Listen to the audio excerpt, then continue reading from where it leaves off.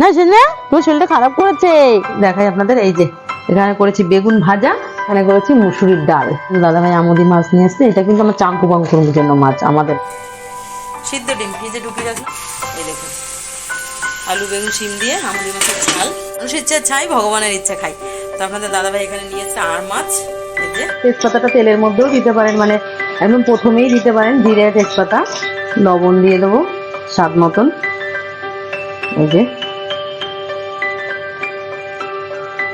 আমার ঝোলটা টকবক করে ফুটছে, এখন আমি মাছগুলো এক এক করে দিয়ে দেবো এর মধ্যে। ঝোল যতক্ষণ না ফুটে উঠবে, যে মাছেরই ঝোল করুন বন্ধুরা, ততক্ষণ কিন্তু মাছ ঝোলের মধ্যে দেবেন। এই যে গরম মশলাটা বেটে রেখেছিলাম, গোটা গরম মশলা যে সেন্টটা হয় না বন্ধুরা, অন্য কোনো গুঁড়ো মশলা সেই সেন্টটা দিতে পারে না। ঠিক আছে বন্ধুরা, আমার রান্না পুরো কমপ্লিট, গ্যাসটা অফ করে দিলাম। আর মাছের রসার রেসিপি আপনাদের। নমস্কার বন্ধুরা, আমার ঘর সংসার চ্যানেলে আপনাদের সবাইকে জানাই অনেক অনেক স্বাগত, অনেক অনেক ভালোবাসা। তো আশা করি আমার প্রিয় বন্ধুরা আপনারা সকলে ভালো আছেন, আর আমিও ভালো আছি বন্ধুরা। তো এখন থেকে ব্লগটা স্টার্ট করলাম, আর এখন বেলা বাজে 11টা।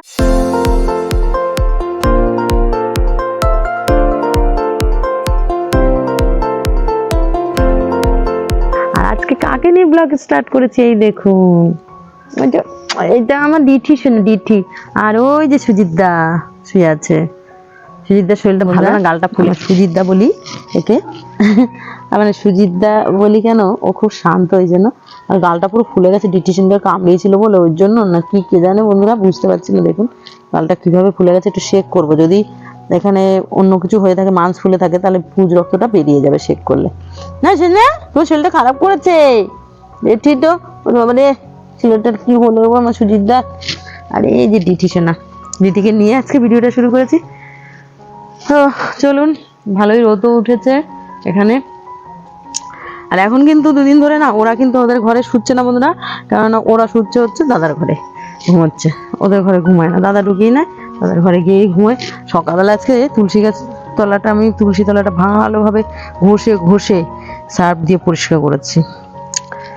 তো চলুন ভিডিওটা, এখানে কি কি রান্না বান্না করে নিয়েছি দেখাই আপনাদের। এই যে এখানে করেছি বেগুন ভাজা, আর এখানে করেছি মুসুরির ডাল, আর এখানে হচ্ছে ভাত। তো ভাতটা আমি গড় দিয়ে নিয়েছি, আর এই যে বেগুন ভাজা, ডাল তো দেখলেনই হয়ে গেছে।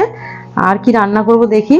এখানে বেগুন আছে, মাছও আছে, আমুদি মাছ এনেছে আপনাদের দাদাভাই। বন্ধুরা আপনাদের দাদাভাই আমুদি মাছ নিয়ে আসছে, এটা কিন্তু আমার চাঙ্কু বাঙ্কুর জন্য মাছ, আমাদের না। তো আমি ভাবছি একটু এর থেকে নিয়ে একটু ভাজা করে দেবো ডালের সাথে। আর এই যে আমার পুচকুসোনাকে একটা দিয়ে দিয়েছি, পুচকুসোনা ওই যে খাচ্ছে।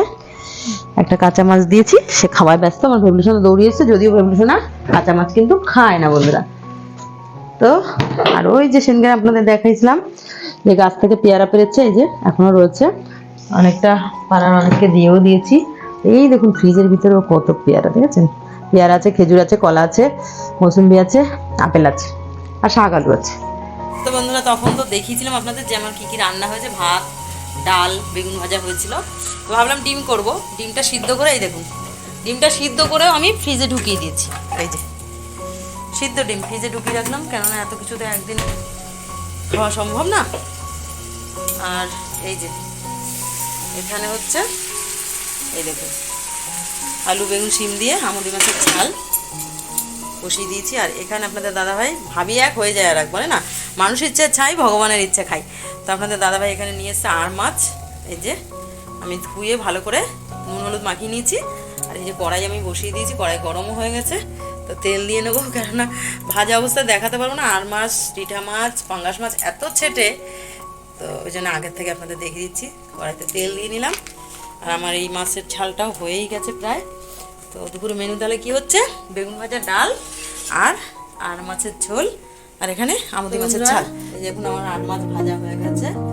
আর এখন আমি এই যে কড়াইতে তেল গরম হয়ে গেছে, এখানে দেবো হচ্ছে জিরে দিচ্ছিলাম আর এখানে গোটা গরম মশলা, গোটা গরম মশলা দিলাম। আর এখানে হচ্ছে দিয়ে দিলাম পেঁয়াজ। পেঁয়াজটা একটু ভাজা ভাজা হবে বন্ধুরা, পেঁয়াজটা ভাজা ভাজা হবে, তখন আমি জিরে, আদা, জিরে, লঙ্কার গুঁড়ো এগুলো মিক্স করে নেবো। তো এই যে দেখুন বন্ধুরা, এর মধ্যে আমি দিয়ে নিয়েছি গোটা জিরে ফোড়ন, গরম মশলা আর টমেটো। একটু নাড়াচাড়া করে নিয়ে এর মধ্যে দিয়ে দিচ্ছি তেজপাতা। তেজপাতা তো চাইলে আপনারা এটা তেজপাতাটা তেলের মধ্যেও দিতে পারেন, মানে একদম প্রথমেই দিতে পারেন জিরে তেজপাতা। আমি যেহেতু এই টমেটোটা দিয়ে তারপরে দিলাম, কোনো অসুবিধা নেই, প্রথমে দিই কি পরে দিই। আর এইখানেই দেখুন, এখানে নিয়ে নিচ্ছি লঙ্কার গুঁড়ো, জিরের গুঁড়ো, হলুদ গুঁড়ো। তো এটা আমি এখন একটু মিক্স করে নেব বন্ধুরা। এই দেখুন মিক্স করে নিচ্ছি। আর আঁচটা আমি চিনি করে দিয়েছি, নাহলে মশলাটা কিন্তু পুড়ে যাবে। এখানে দিয়ে দিলাম আদা আর রসুন, পরিমাণে অনেকটাই কম, যেহেতু আমার মাছ কম, এই দেখুন সেই জন্য আমি মাছের ঝাল করেছি, সেই কড়াইটা ধুইনি, মানে মাছের ঝালটা নামিয়ে তার মধ্যে মাছ ভাজাটা রেখে দিয়েছি। এই জন্য এই যে আদা রসুনটা দিয়ে আবার একটুখানি কষিয়ে নেবো, মশলাটা কষিয়ে নিয়ে তারপরে কিন্তু আমি এই পেস্টটা দেবো আর কি, এই লঙ্কার গুঁড়ো, জিরের গুঁড়ো আর হলুদ গুঁড়ো যে পেস্ট করে রেখেছি সেটা দিয়ে দেবো। মশলা যত কষানো হবে ততই টেস্ট হবে খাবারে। আর আগেকার দিনে বলতো না, মশলা যদি হয় চন্দন তবেই হবে রন্ধন।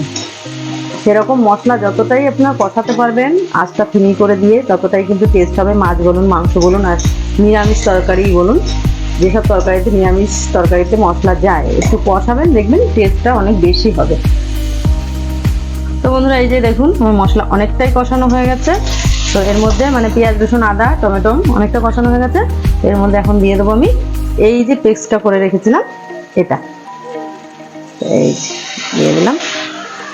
একসঙ্গে সব যদি দিয়ে দিই না বন্ধুরা, তাহলে কি হবে বলুন তো, ওই কাঁচা গন্ধটা পেঁয়াজ রসুনের যেতে চায় না, একটা বিচ্ছিরি গন্ধ বেরোয়। আর এরকম করে আগে পেঁয়াজ রসুনটা একটু কষিয়ে নেবেন, পেঁয়াজ রসুনের কাঁচা গন্ধটা চলে গেলে তারপরে জিরে আদা যাই দিন সেগুলো দেবেন, মানে জিরে, লঙ্কা, তারপরে হলুদ গুঁড়ো, তাহলে টেস্টটা বেশি হবে।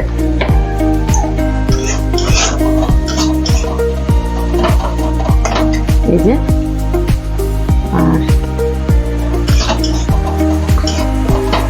লবণ দিয়ে দেবো স্বাদ মতন। এই যে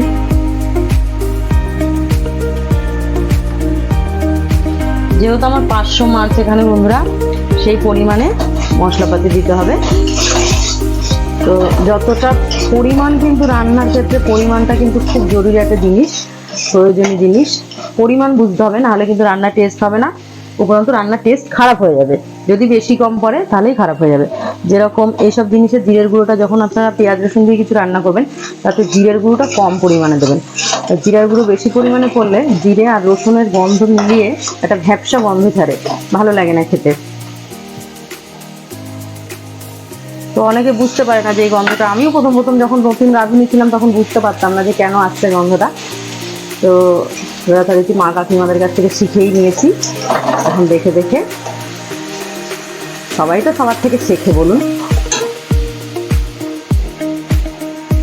একটুখানি জল দিয়ে নিলাম, জল দিয়ে এখন ভালোভাবে কষাবো।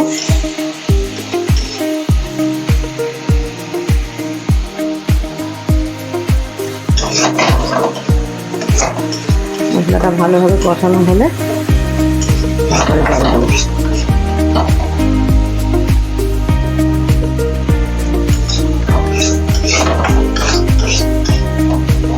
তো বন্ধুরা, আর মাছ, রিটা মাছ কি বোয়াল মাছ, আপনারা চাইলে এরকম পেঁয়াজ রসুন দিয়েও করতে পারেন, বা পেঁয়াজ রসুন ছাড়াও কিন্তু করতে পারেন। জিরে, ধনের গুঁড়ো, জিরের গুঁড়ো, আদা বাটা, লঙ্কা বাটা এসব দিয়ে, গরম মশলা দিয়ে, সেটাও কিন্তু ভালো লাগে। আর আমার ব্যক্তিগতভাবে আমি এসব মাছে আলু দিই না।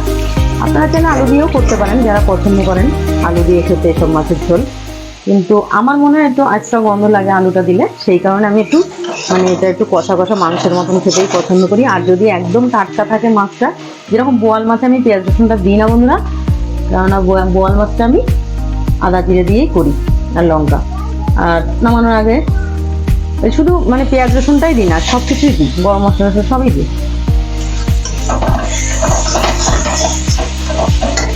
চলুন, কষানো আমার হয়ে গেছে, জল দিয়ে নিলাম।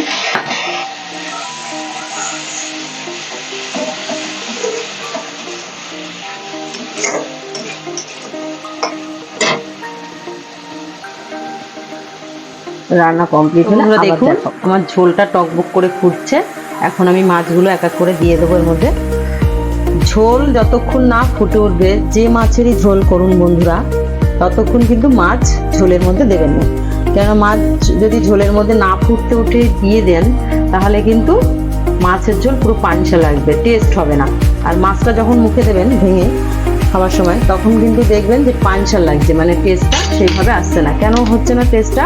ঝোল ভালো লাগবে কিন্তু মাছ ভালো লাগবে না খেতে, কেননা তার ভিতরে কাঁচা ওই যে ঝোলটা সেটা ঢুকে গেছে। ওটা যতই ফুটুক মাছ নিয়ে তাতে টেস্ট হয় না। এই জন্য সবসময় ঝোল ফুটে উঠলে তারপরে মাছ দেবেন। আমার মা কাকিমা যারা আছেন তারা তো অবশ্যই জানেন, যারা নতুন রাঁধুনি আছেন তাদের উদ্দেশ্যে বলা বন্ধুরা। তো এই যে সব মাছগুলোই আমি দিয়ে দিলাম ঝোলের মধ্যে, সব মাছগুলো দিয়ে দিয়েছি। এখন কিছুক্ষণ ফুটবে, তারপরে গরম মশলা দিয়ে নামিয়ে দেবো। তো বন্ধুরা, আমার আর মাছের রসা একদম রেডি হয়ে গেছে। তো এটা হয়ে গেছে, ওই জন্য এখন আমি এই যে গরম মশলাটা বেটে রেখেছিলাম।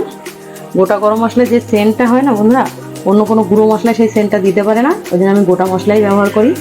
তো গরম মশলাটা এখন দিয়ে দিচ্ছি। এই যে